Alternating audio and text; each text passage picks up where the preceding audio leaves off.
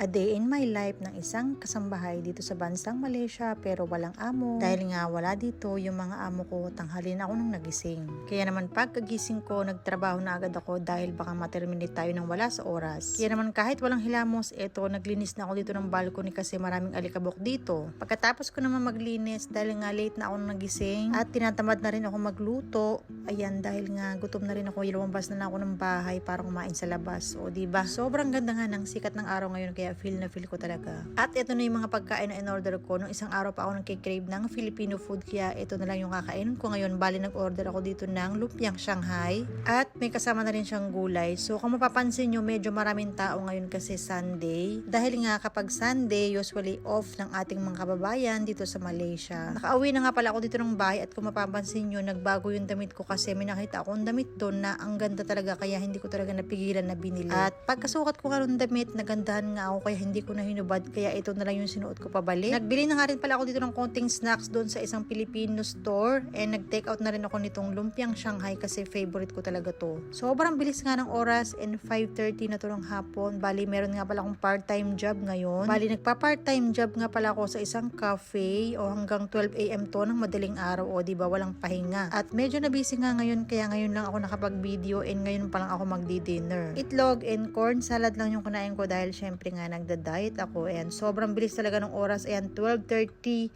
na to ng madaling araw and pauwi na ako ng bahay. Pagka-uwi ko naman ng bahay, ayan, nagutom ako dahil nga yung kinain ko ay napakalight lang na pagkain kaya ito gagawa ako ng salad. 1 AM na nga to ng madaling araw pero okay lang naman yan kasi salad lang naman yung kakainin ko. So, bali, ang gagawin ko nga pala ngayon ay tuna salad and gagamitin ko na itong century tuna na nabili ko sa isang Filipino store. Ayan, walang kasawaan sa mais. Maglalagay tayo dito ng mais ating salad kasi masarap to guys. I-try nyo yung ganitong salad. Ang sarap niya. So, yun lang naman yung kwento ko. See you sa next video. Bye!